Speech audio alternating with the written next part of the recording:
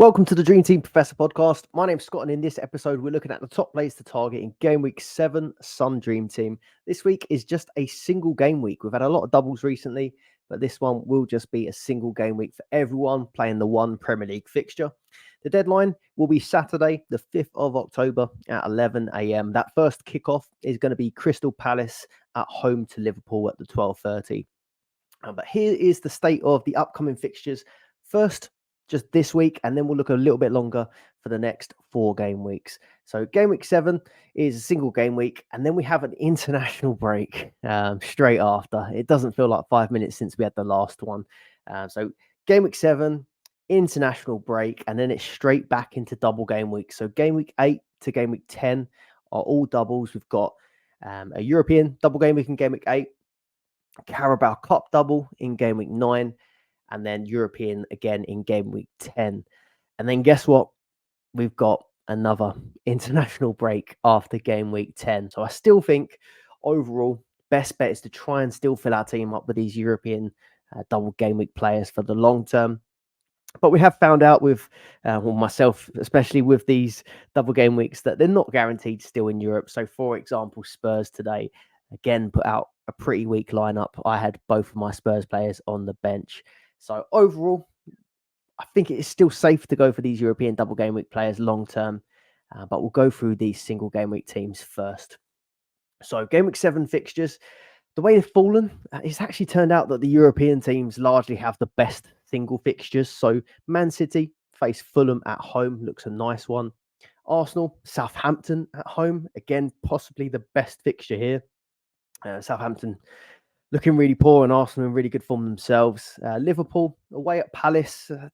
On paper is a tricky fixture, but Palace are in pretty poor form. Liverpool are looking really good. United against Villa. United are all over the place at the minute. Just drawn 3-3 to Porto, and Bruno Fernandes has got sent off for the second game running. Although one has been overturned, so will be available for that Villa match. But I think that United Villa fixture is a tough one. I'm not really going to speak about any United players in this episode, but if you do have any that you like the look of, or you're wondering what to do with, let me know in the comments below. Aston Villa, I think they do have a nice single game week fixture at home to United, who are in a bit of a dodgy place at the minute. And Villa's form is incredible, just off the back of beating Bayern Munich. So it doesn't get much better than that. Spurs, Brighton away, typically would be a tough fixture, but Brighton got absolutely stuffed by Chelsea last week, so we'll have to see how they respond. But overall, I don't think that's a terrible one if you've got Spurs players at the moment. And then Chelsea have been sort of leaving them out of some episodes recently because they only started in Europe today. And then they've got players like Palmer that haven't been included in the European squad. But after Palmer's week, it's going to be pretty hard to leave them out of the conversation. So I'm going to throw Chelsea at home to Forest in there. Outside of the European teams, I still don't think it seems really worth the punt. So out of the best fixtures here, and this fixture ticker is from ffstuff.co.uk. You can check it out for free. There'll be a link in the description. Outside of Europe, Newcastle away at Everton looks okay, but they've got Isak out. Maybe you could go Anthony Gordon or Bruno Guimaraes, but I don't like that really. Bournemouth, Leicester away, maybe Semenyo again. Probably going for the European players seems the way forward. West Ham are home to Ipswich, which looks like a nice fixture, but West Ham's form isn't great. Kudus, rumours of a fallout with the manager. He says it doesn't work hard enough for the team. And then Bowen, always a really good option, but would you rather Bowen than some of these European strikers at the minute? I'm not sure. And then Brentford, maybe home to Wolves, Bryan Mbeumo. There's a good case for him, but overall, I don't particularly like any of these sort of options outside of the European teams. Looking a bit longer term, so game week 7 to game week 10, this is the start of a really nice fixture run for Man City, and obviously pretty fixture proof normally, but they've got Fulham, then in game week 8, Wolves, Sparta Prague, I think that is. Game week 9, Southampton, Tottenham. Obviously, Tottenham in the Carabao Cup, but Southampton home is a nice fixture. And then Bournemouth, Sporting, both away in game week 10. All of those fixtures look particularly nice, especially Spurs looks the hardest there, but their high line is always going to give a chance to City as well. So I really like this as a point to jump on. Either City defenders, if you haven't got them already, maybe you want to double up on defence, or even if you wanted to add another attacker to go alongside a Haaland, you could go that way. So we'll mention City. Arsenal, 7, and I'd say game week 8 look pretty nice. So Southampton at home, really good fixture. Game week 8, Bournemouth away, and Shakhtar at home. But then it does get a bit tougher. So you've got Liverpool at home, Preston in the cup. There's going to be loads of rotation. Newcastle away and Inter Milan away. I think that's 3 really, really tough fixtures there with Liverpool, Newcastle, and Inter.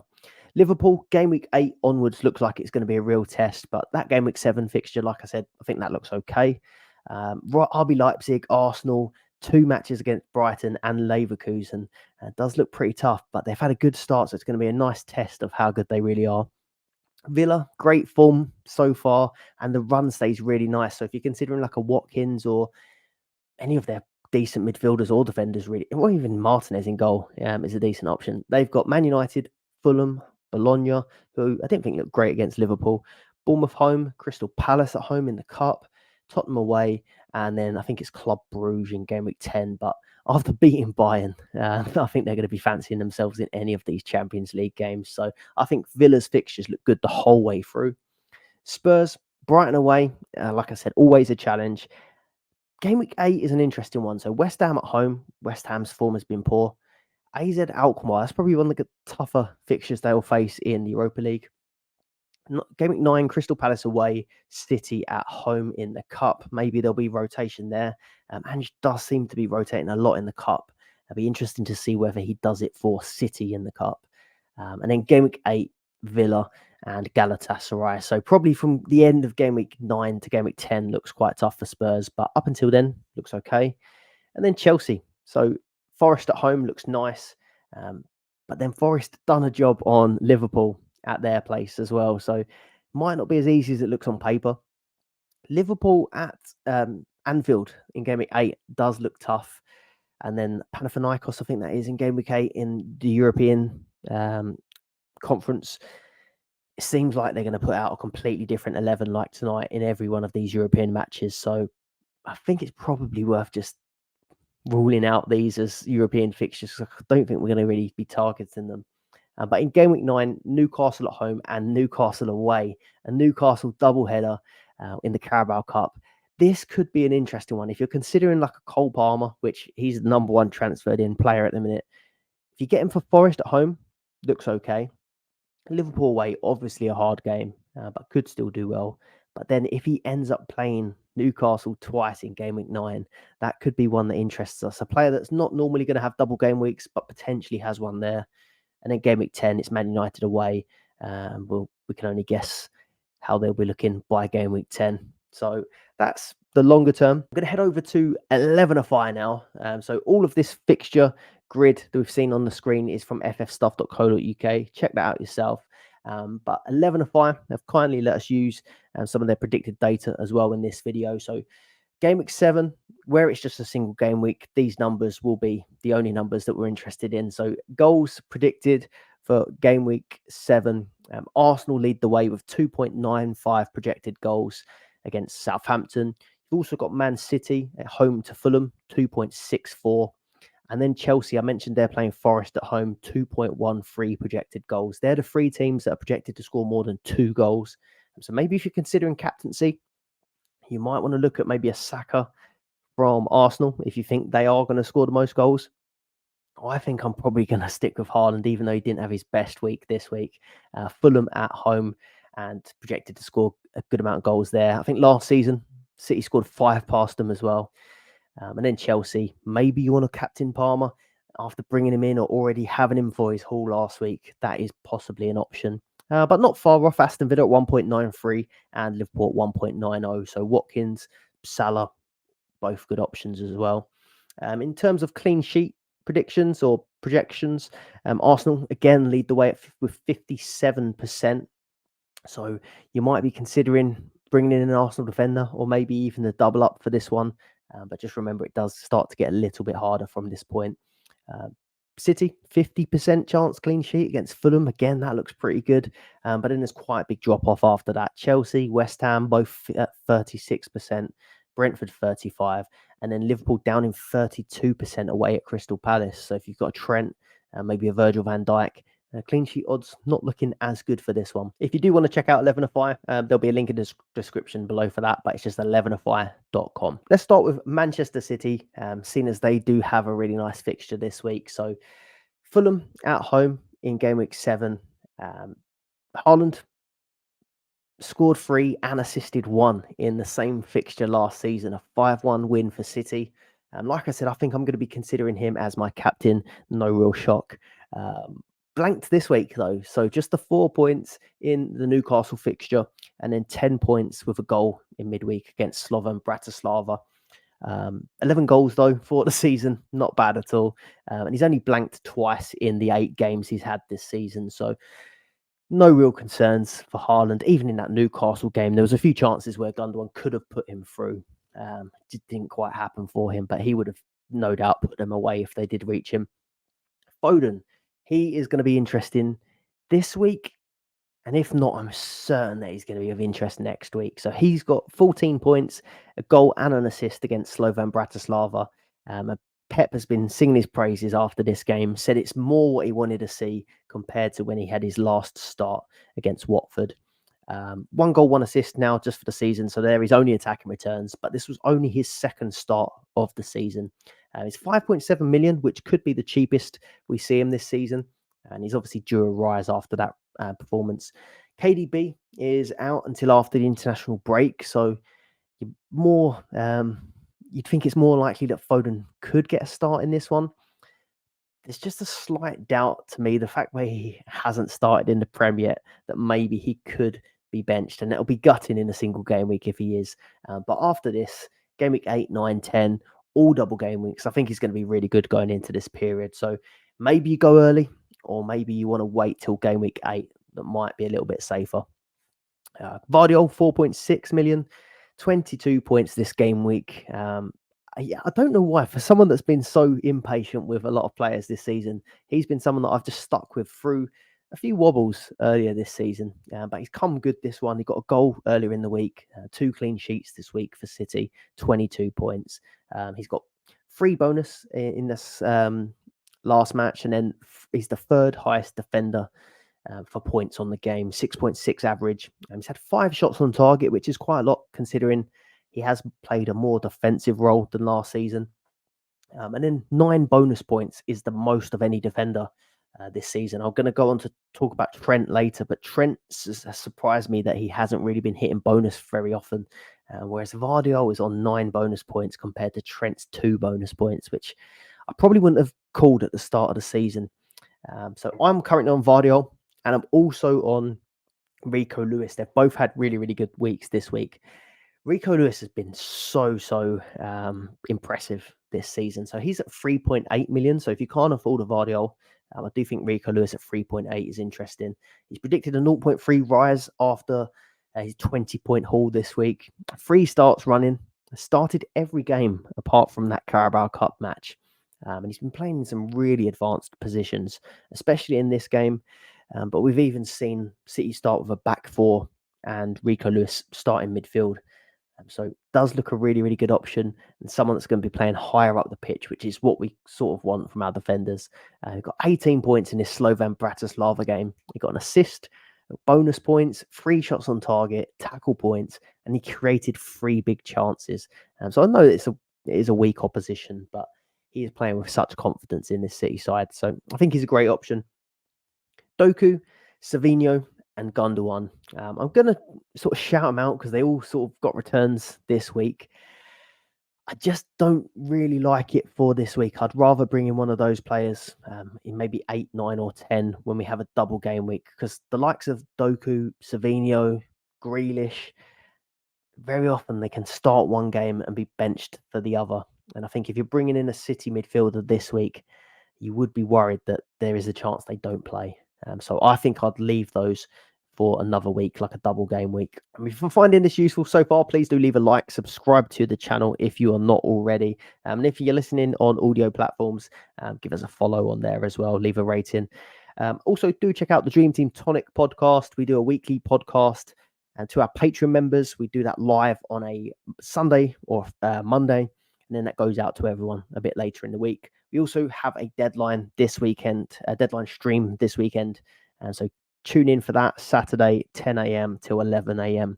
as we answer your questions heading into the deadline.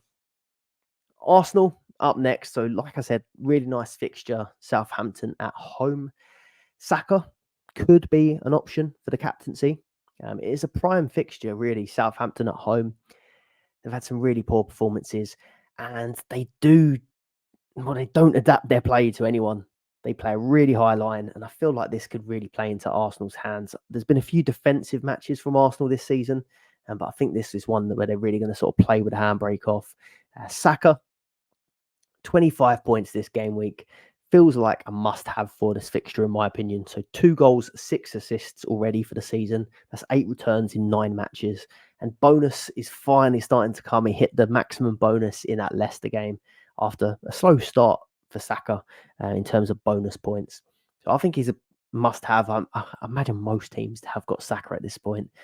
Havertz scored 3 games running now. 8 goal involvements in his last 6 home games was one of the stats that I saw. And this is a home game coming up against Southampton. So I think Havertz could be a really good option as the striker. 4.9 million. And now that we've just seen Solanke benched in Europe, I was quite torn between the two. I was sort of opting for Solanke maybe being a bit more value for money if he was going to be playing twice a week as well. But Havertz is a 90-minute man in every single match. So this week might have just swayed it. If Ange's going to rotate fairly regularly in Europe, maybe Havertz could be the guy to go for. So I do like him for this game week 7 fixture. 5 goals, 1 assist already this season. Then this is a tough one. I just can't make my mind up who I think is the better option out of these two. You've got Trossard at 3.5 million and Martinelli at 3.6. Both seem to be pretty safe now for starts with Ødegaard out. Martinelli starting on the left. Trossard sort of rotating between being a striker and being in the Ødegaard position. It seems like Havertz and him just keep rotating, or even at times just playing as 2 strikers, but they're linking up really well. Trossard got 20 points this game week. Martinelli got 19 points this game week. There's not really much to split. You'd probably say Trossard has the better end product, but Martinelli has looked really good. And with that Southampton high line, I just maybe see Martinelli getting through. Whereas Trossard was quite good to sort of get those intricate moves in Leicester, sitting a bit deeper. I think Martinelli might suit the Southampton game a little bit better. So if I had to choose, I'd maybe go Martinelli, but it's kind of flip a coin territory. Gabriel or Saliba, I still feel like they're too expensive, but Arsenal do keep keeping clean sheets, and Gabriel and Saliba always start. I would go for Gabriel out of the 2, but I'm still not convinced they're worth the money. Timber versus Calafiori, though, is a more interesting debate, I think. I wrote a sort of it's not quite a thread, it was just a really, really long tweet on my thoughts between the two. I'm not going to go fully into it, but I'm sort of leaning Calafiori now at 3.3 million over Timber 4.1. Now, the price does play a big role in that. But a big part of that also is because Timber came off in the 45th minute against PSG. Arteta said he felt something muscular and we have to manage him. Whereas Calafiori has impressed recently and he's had 4 starts in a row. Ben White is also out injured. We haven't had confirmation whether or not he'll be back for the weekend, so we have to watch out for that. But I just maybe think if everyone was fit, then maybe, or fully fit, maybe I'd edge towards Timber at 4.1. But if Timber is sort of in and out, playing through something, struggling a little bit, he had an ACL injury last season and he's played a lot of games since he's come back. Maybe just Timber and White might rotate, give a bit of a minute share, whereas Calafiori seems in pretty decent shape on that left-hand side and has impressed. So I'm leaning Calafiori. Could be a little bit risky in the longer term, but for the Southampton game, I'm pretty sure it'll work out okay. He's had 4 shots on target already this season. A real threat from crosses. He's had a goal already against Man City. A bit like Rico Lewis. I was watching this PSG game and he was the left back, but he was picking up positions all over the pitch. You can go back and watch some of the long highlights of Calafiori in that game. He was really impressive. Liverpool, they face Crystal Palace away. And of course, Salah is going to be one of the captaincy options this week. In a single game week, there are quite a lot of good options this week. We've already had Haaland, we've got Saka, and Salah always has to be up there. He's already outscored Haaland in 3 game weeks this season, 5 attacking returns in his last 4 games, 6 goals, 5 assists. And then he's had 8 goals, 5 assists in 14 matches against Crystal Palace. So has a pretty decent record against Crystal Palace. Just the 1 goal, 1 assist in the last 4 against them, though. But this does seem to be like a fixture that he does like. So I think that he could be up there as an option. I still think I'm going to lean Haaland. We'll have to wait and see, but just feels a safer bet for me. Luis Diaz, stick or twist, I guess is going to be a question for a lot of people. I decided to twist in this similar scenario like a week or so ago and lost out on a big 19-point haul. And so I'd imagine that if you have got him, maybe you should just stick with him because he did only get 4 points and 2 points this week, but he does have 5 goals, 1 assist for the season. And he's had a 16-pointer, a 16-pointer, and a 19-pointer. So he does seem like the sort of player that he will have quiet games, but he does often go big as well. So one thing I would consider is he has had 2 starts this week in the league and in the Champions League. So maybe keep an ear out for some team news. It is the first game. If you do hear that Diaz is out, then maybe you can move him on. But I don't feel comfortable telling people to sell him when I sold him before a 19-point haul just a couple of weeks back.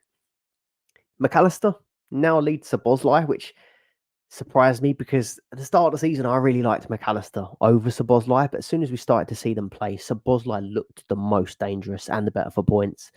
But this week, McAllister's had a really good week, 14 points against Bologna, and he's now on 47 points to Szoboszlai's 40.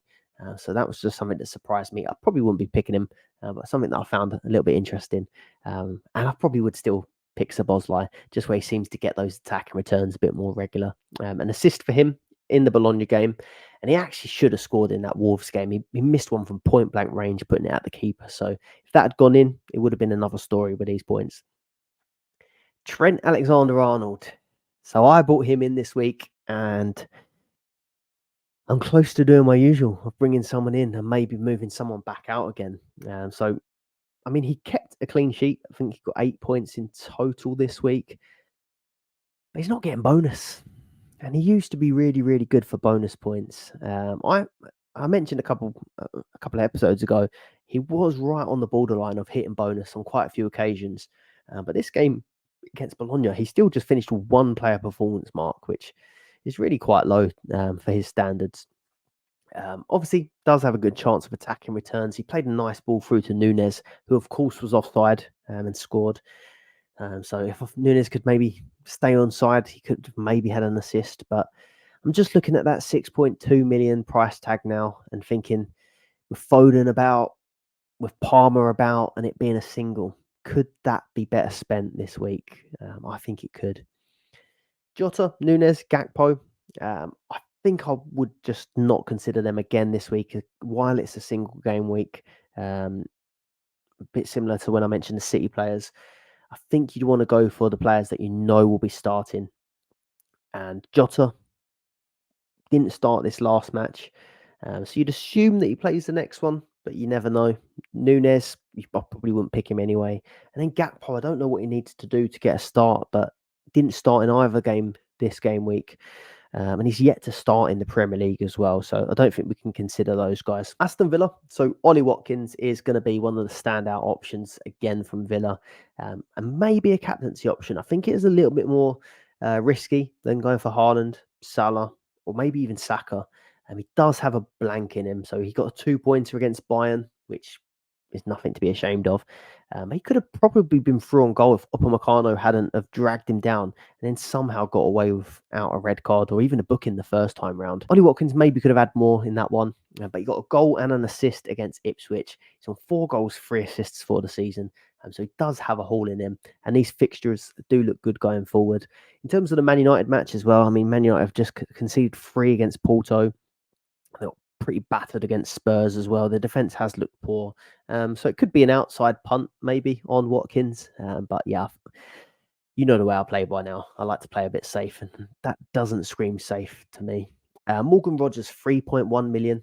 So he's built up quite nicely from 2.5. Still feels great value at 3.1. He's got another 90 minutes under his belt against Villa. He did get an early sub in the Ipswich game, which is quite rare. He's been playing the full 90 pretty much most games. But Ramsey picked up an injury in this game, who sort of plays kind of on the other side. So probably continues to be a safe pick. Morgan Rogers at 3.1, 5.1 average. And when you're playing twice a week, that's nice. 1 goal, 2 assists. So no complaints. A really great enabler. Tiedeman's another player like Trent who I brought in this week. And he's probably had his most quiet week of the season. 9 points, though. It's still not bad. The reason I chose him was because he gets steady points, and 5 and 4 is pretty steady. I would have preferred more, but bonus in each game, tackles in the Bayern game. So I think he's still a decent pick if you're looking for someone that you know will play twice a week. Onana seemed like one of those picks for twice a week, and he seemed like a decent enabler, a bit like Rodgers. But he picked up a hamstring injury in the Bayern game, and so he looks like he's going to be a doubt for the Man United game. So he might be one you want to move on or definitely avoid. Duran, I still can't bring myself to recommend him as a pick. He's only started 1 game this season, but somehow he has 6 goals and he's sitting second for goals scored behind Haaland on the same amount as Salah and the same amount as Palmer. Absolutely ridiculous player, scores ridiculous goals. But yeah, I can't recommend him. But yeah, brilliant. Martinez in goal. So a valid choice. I think the 2 big decisions if you do want a European keeper at the minute are Vicario and Emi Martinez. Martinez got 10 points and a clean sheet against Bayern. When you looked at this beforehand, you thought clean sheet Ipswich, be lucky to get away with some save points against Bayern. But he's come away with 10 points, 7 saves, and some of them were really great saves against Bayern. So a very, very good keeper. But wait until we come on to Spurs, because I've got something interesting on Vicario. Pau Torres, 3 million. If you need a cheap European playing defender, he seems to be starting all of them. He got 13 points against Bayern, clean sheet, assist, bonus points, tackles. Probably isn't going to be that busy on a regular basis, but it could just be a nice, cheap, twice a week defender. Spurs. So I mentioned Vicario. Come on to him in a bit. They've got Brighton away at home this week. And then I mentioned game week 8. I do feel like they're going to rotate throughout these European fixtures. They rotated heavily for the Carabao Cup. They rotated heavily so far in Europe. But that is their toughest fixture in game week 8 against AZ. So we'll wait and see how that goes. Maybe you could take a chance. But overall, it seems like they're going to rotate a lot. Solanke, 4.2, got 11 points against United, but played just the 8 minutes against Ferencváros. Be interesting to see what happens with his price, because if you play less than 10 minutes, apparently your price isn't supposed to be affected. So we'll see. 3 goals, 1 assist for the season so far, and I think it's still a nice price at 4.2. Just that benching today in the cup has maybe slightly put people off, I think. But overall, fixtures still look good. Porro, someone that I took out. And now this is going to be an issue with Spurs. Someone I took out at the start of this week, because last week he didn't play in Europe. He played the Prem game, but he didn't play the European fixture. And I really wanted to have a defender that was going to play twice a week, which is why I moved to Trent, who played twice a week. But Porro smashed it straight after taking him out. And this is becoming a running theme with players that I take out. Porro's got 15 points this week, got a clean sheet against United. And then he has got maximum bonus points against Ferencváros. 7 points, 5 bonus, 12 ppm. He hit the post as well. That would have been insult to injury. But just, without clean sheets, he still manages to smash it. I do think he benefits when Maddison doesn't play for being more creative. But I couldn't tell you with any certainty that going forward that he is going to carry on playing these European games. It could well have been because of Udogie being out injured. I did think that was a possibility when he got injured in the United game. Or it could just be a case that we've seen Solanke play one, bench one. We've seen Porro benched one, play one. Maybe he's willing to put a few senior players in, but he won't give them back-to-back ones. We're just guessing. We don't know until we see the lineups. Yeah, a little bit gutted they did go on to play in Europe, but it is what it is. Maddison, 7 points, 3 bonus points, 2 shots on target against United. He did manage an assist coming off the bench in this Ferencváros game for that winner. 1 goal, 4 assists for the season now. Doesn't seem like he'll start in Europe, but coming on and impacting the game. I've had an assist from Maddison off the bench in this one. Last week, I didn't have Kulusevski start in Europe, but he came off and got an assist. So you're giving yourself another chance, potentially, even if they don't start. He has the most bonus points in the game with 15. And so he does look like a really, really good pick, especially in a single game week. But maybe there's question marks whether you want to keep him for the double game weeks going forward, because it does seem like Ange is keeping him fresh / protecting him from injury. Brennan Johnson, possibly the most informed player at the moment. So he scored in 5 consecutive matches. He's got 7.1 average. 3.6 is still an enabler price. And he's going to rise again after this goal or 2 goals this week. And so a really, really good pick, Brennan Johnson as an enabler. A little bit gutted that I didn't go for him instead of Kulusevski. But Kulusevski, 16 points this week is still a really good return from a 2.7 million player. Didn't get the European start. He did come off the bench in the 65th. So that will affect his score. But I'm hoping I maybe get a rise out of him anyway.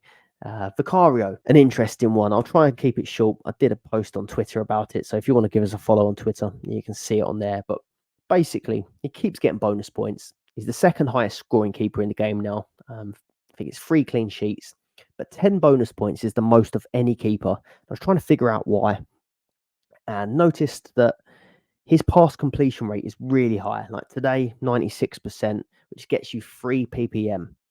And then you haven't got to do much else. You only have to do 2 more actions to get the 1 bonus point. Today, he did 5 more. So he come away with 8 ppm, 3 bonus. But that 90 plus pass completion rate really helps with hitting bonus. And I had a look on Opt Analyst, and they've got an article. I'd noticed it recently, and they were saying that all of Spurs' goal kicks are played within their own half, and 88% are inside their own sort of goal area. So Vicario is always playing short, which means often he's not misplacing passes, which means he's hitting 90% quite regularly. And then in turn, getting bonus quite regular. I've done a post on Twitter. You can check it out there with the graphic and everything, but something that I found a bit interesting. So he seems a really, really good pick if you're looking for a European keeper, and he's going to rise by 0.3. Chelsea, so changed their full 11 today. Not really a surprise for the European fixture. 1-4-2. Vega, Neto, and Nkunku, Dewsbury Hall all got the goals, but I just don't think we can consider him. Madueke was the sort of only guy that we might consider that was on the bench and starts Premier League games, but Palmer obviously not in the lineup, not in the squad. Jackson given the night off as well, and Jadon Sancho, who's been impressive lately, also given the night off, not on the bench. But the main guy I want to speak about is Cole Palmer. So 34 points this game week, 4 goals against Brighton. Also hit the post, also had a goal disallowed. Looked incredible. 10 attacking returns already, 6 goals, 4 assists. I'm going to throw him up there as a potential captaincy option, a guy in that much form against Forest. And I must say, I've ruled him out for this season, to be honest. I know a lot of people did get on him at one point, and some people started with him and stuck with him. So fair play if you did. But I will always try and play the fixtures normally and try and get someone that doubles instead, like a Saka, like a Salah. When Foden's fully fit and firing, a Foden. But this week's a single. And at the minute, out of all the players that can deliver in a single, he has a very, very high ceiling. So I do think that he should be considered for game week 7. Quite clearly, he is being considered because he's the most transferred player in. And over 50% of the game owned him even before this haul. So he's been considered by half the Dream Team players anyway. So he's already scored 4 goals twice for Chelsea. And he's also scored a hat-trick separately to that against Man United. So could he be a good shout for game week 7? I quite like it. And you might see him in my my team quite soon. I'm looking at possibly getting him in for game week 7 against Forest at home. Now, it's not a long-term play, and I am concerned that in game week 8, he won't double, and it's Liverpool away. So it's one of the hardest singles you can get in game week 8, so that's not ideal. But then in game week 9, the double game week against Newcastle in the Carabao Cup, that looks interesting. Whether or not they just put out this full different 11 and he only gets the single, then you may have lost out there. But it does seem like a double game week that has potential for him. So I think he should be considered for this week. Obviously, it's not after scoring 34 points, it's nothing crazy. But yeah, someone that I'm finding hard to decide what to do with him only having the 1 game a week, but he's becoming pretty hard to ignore. Madueke, 1 assist since his hat-trick since Wolves, so he hasn't really been pulling up trees lately, but he's the only attacker that seemingly is going to start in the Prem and then feature potentially in Europe, but I'm not particularly keen. You've got Brennan Johnson, similar price, who's absolutely flying at the minute, so I think I prefer him as a pick. Jackson and Sancho probably would have been considerations if they'd have been at least in the squad for Europe. But left out tonight, I think I'd probably pass on them at the moment. If you enjoyed that, please leave a like, subscribe to the channel if you're not already, and let me know how you got on this game week. I'm about to show you my team for this week. I've got 181 points, which is a solid game week. 816 points in total. I've seen some huge scores this week, especially people playing max captain or if they captain Saka or even Salah. So let me know how you got on this week, but I'm pretty happy with 181 points. I'm even happier with my rank 140 in the overall leaderboard. So going pretty well. I have used a booster. I've used the 12th man already. But again, this week, my transfers haven't really paid off. I'm not sure how this keeps happening. My transfers don't seem to pay off, but the rest of my team seem to do all right. So do need to be more patient, but I'm probably going to fall for it again. So sells again, 2 points. He's becoming a little bit of a problem, but I just don't know whether I can be bothered to solve it yet. 20 points for Rico Lewis. Buzzing with that. 22 for Vardiol. Again, really good. Trent, 11 points. Shouldn't really be disappointing, but for some reason it does feel a bit disappointing. That maybe because Porro's done so well, but maybe because I've got my eye on a few more expensive players. Tielemans, 9 points, I think was a little bit disappointing, seeing some of the big scores that he's done, but at least when he doesn't deliver, he still gets a decent, solid score. Saka, 25 points, incredible. Maddison's done okay with 12. Rodgers, 12 points is great as well. And then Kulusevski for the price. Those 2 as enablers I really, really do like. Haaland, 28 points.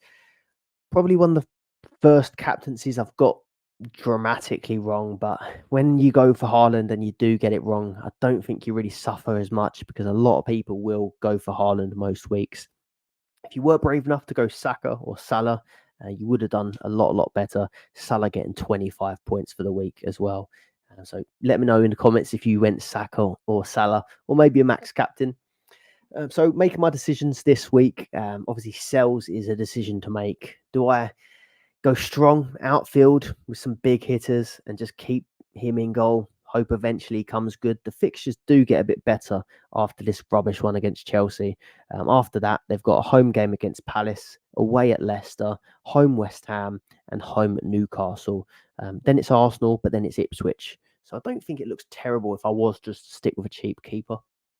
If I did move at this point, it would be Vicario. I'll show you an option that I'm looking at.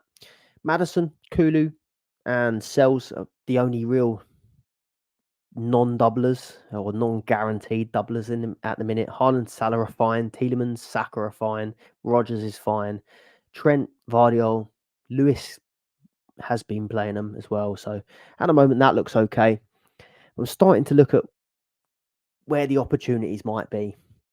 It looks like Arsenal this week. Maybe an Arsenal defender.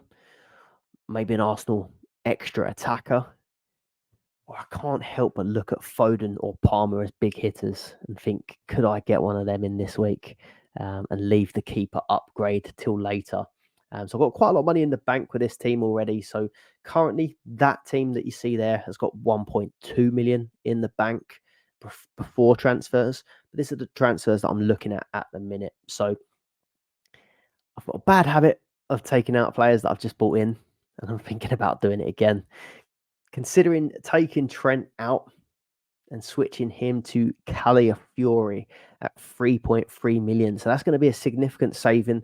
That drop in price or price point will take me to 2.4 million in the bank with a 53.3 million squad on the pitch as well. Calafiori, it will be a little bit of risk involved, but I think it'll be fine for Southampton. A bit later on, maybe it could be a problem. But at 3.3, he's started 4 in a row. And I think with White and Timbers' slight injury concerns, I'm feeling pretty certain that he's going to start that Southampton game. That frees me up a lot of budget to go big in midfield. And by big, I'm looking at maybe going Maddison to Cole Palmer. Maybe I'm getting a bit frustrated at Maddison not starting twice a week. He's been absolutely fine. And I think I'm getting to this point in the season now where now we've built a bit of budget. The team's looking good. Any player that you do take out could go on to do well. But Palmer in a single against Forest, I think looks like a really nice one. He's going to get the 0.3 rise after that 30-plus pointer. And yeah, I think he looks like a good shout for this week. If I do bring him in, I think I probably would see through the Liverpool game and then try and go for the double against Newcastle. Obviously, we've got international break and stuff like that, so plenty can happen between now and then. But at the minute, I'm liking the look of Palmer. I would potentially go Foden if I felt like it was a little bit more safer or guaranteed that he would start. And that way, if I went Foden, you get the double game week in game week 8, which is interesting. But I'm looking at a way of getting Palmer and Foden potentially. I could do Tielemans out instead of Maddison out because Maddison's done pretty well this week. But I feel like if I do change my plan around, I know that Tielemans is going to be starting twice a week in game week 8, for example, whereas Maddison might just play the one again. So this £2.4 million left in my bank after the Calafiori and Palmer potential moves. That would be enough to move Tielemans on if Foden does do really well in game week 7. And I could then do Foden for Tielemans and have Foden, Saka, Palmer, Haaland, Salah, Rodgers and Kulu as my enablers. I'll have double City and an Arsenal defender and 0.6 left in the bank. That 0.6 wouldn't be enough to improve sales. So I'd either leave it, downgrade later, and then improve sales, or if Calafiori goes wrong, I've got a bit of money to bump him back up again. But the thought of having Palmer, Saka, Foden, Haaland, Salah, and being pretty comfortable with those two enablers I've got in a minute, I think that feels like a nice option. And I'm feeling like this is the one I'm going to go for.